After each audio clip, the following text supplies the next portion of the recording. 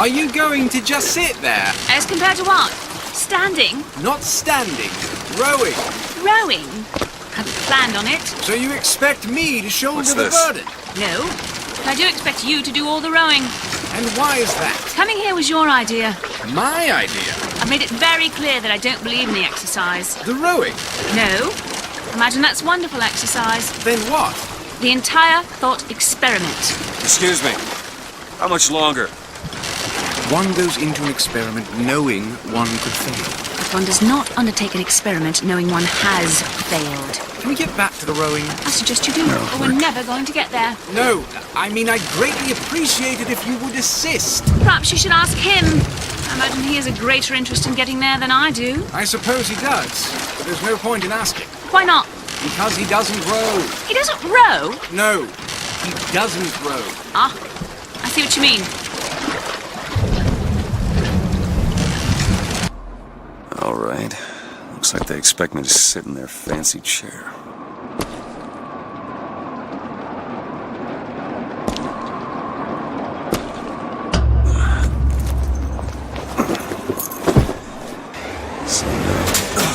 What the hell?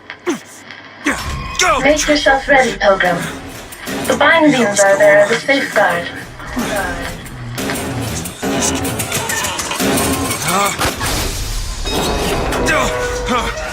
No, God damn it! Ascension. Ascension in the count of 5. Count of 4. No. 3, 2, 1. Ascension. Ascension. Just stay calm. 5,000 feet. 10,000 feet.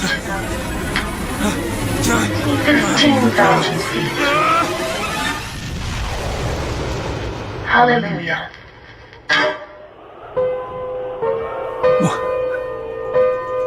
Yo, it's your boy Red here. We go over BioShock Infinite, the third game in the series and the final one from what I believe. And this time you're not underwater. This time you're in the city of Columbia in the sky. You're playing as a main character who gets set to go rescue a girl from the city who was kidnapped. And dude, this city's pretty fucking chill, man. It's a pretty nice city. You actually do learn how to operate it and keep it floating in the fucking sky. But it's actually nice to explore. In the beginning, I explored the city a little bit, you know, jacking stuff, stealing stuff. By the way, there's no bad consequences in this game like in the previous two. Do whatever you want, really. There's only one ending, so don't be afraid to do whatever you want. That's what I did. But it's a good city, man. Of course, the timeline is 1912, so it happened years before Rapture. And if you guys didn't know, there's a lot of racism in this game. In the beginning, as well as throughout the game, you get little recordings and stuff like that. But you know me, I gives a fuck, and I just shoot everyone, no matter the color of their skin. The prophet led us into Peking, where we demonstrated. So yeah, still a great looking game, man. Amazing. It runs pretty smooth. I kept it average 60 FPS, and that's on my 770, an older graphic card. There's some things that are pretty cool. Some of these characters were intriguing me, like these two. I'll go over who they are. The Vigors, which are basically the plasmids of the previous game, are pretty cool. Yet I actually prefer looking at the bottles than actually getting the powers. I hardly ever use my Vigors, as they're called in this game, plasmids in previous games. Hardly ever used them. I actually just stuck with gunplay. Actually, the gunplay here was amazing. Oh man, especially using the railway system, using this new device on your hand. fucking amazing shooting, moving fast, just fucking amazing. All the guns felt pretty good. Sniper rifles, that claw thing ripping people's heads off. It was fucking badass, dude. I enjoyed the combat in this game. Picking up bullets. You don't have to upgrade your guns. You can buy upgrades at the stations around the area. You don't have to like find those power station upgrades anymore, which is cool.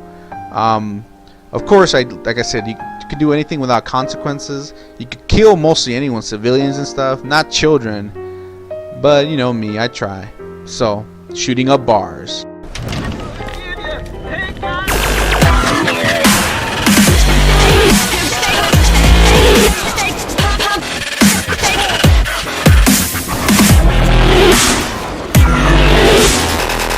Now, getting off track, but there are actually some cool scenes with the girl you're actually there to rescue, which I loved.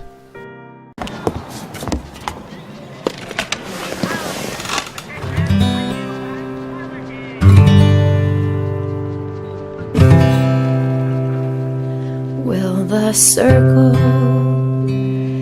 be unbroken by and by?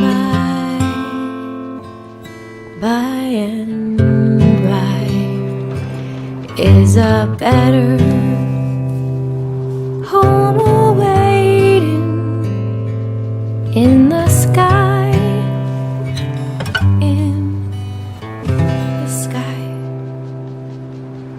But then after, you know, all those emotional scenes and main missions, it's still fun to just kill people, man.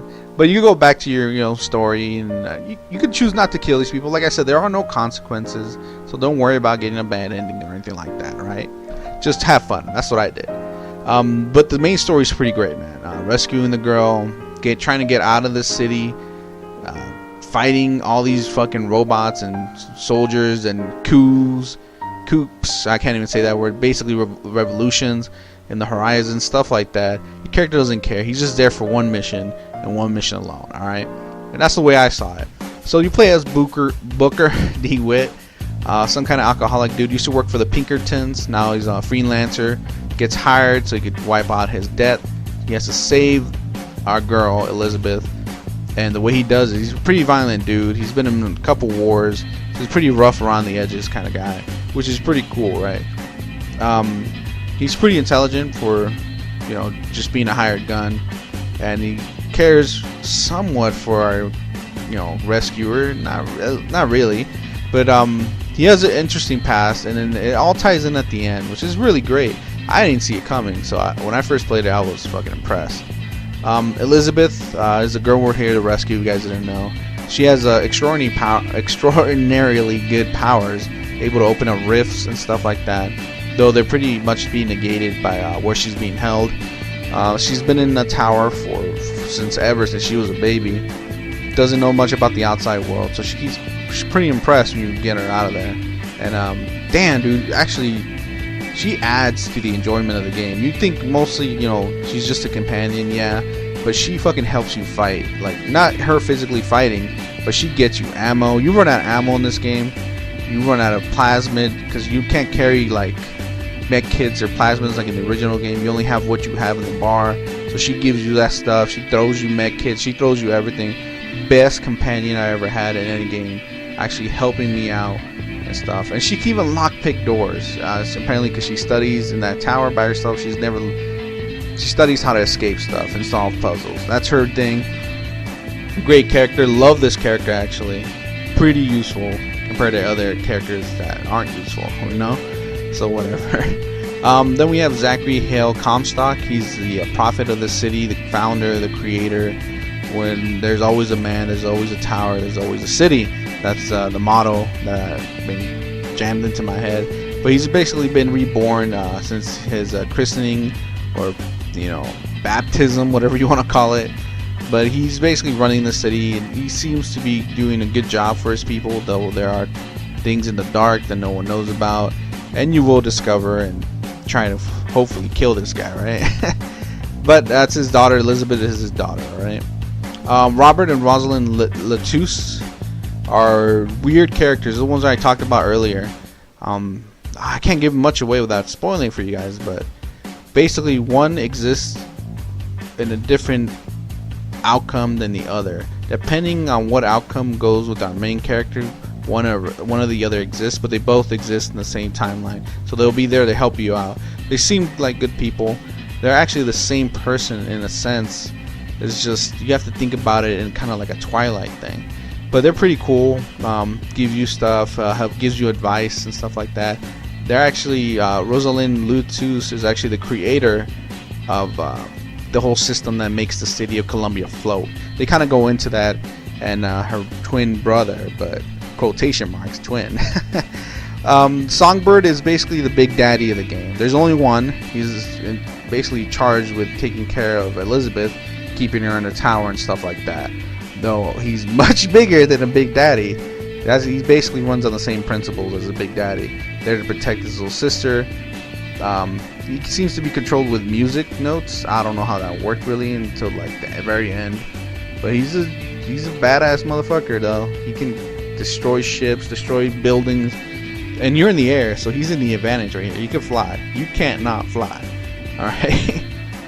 Now, I know I didn't go over every little detail, like every single gun or every single plasmid, but to be honest, I stuck with a couple guns. I love them all. I tried them all, but I stuck with a couple. The pistol is the best thing. The Luger, the revolver is great. The shotgun, everything else, man. Plasmids, probably only used one or two. The Crows was my favorite plasmid.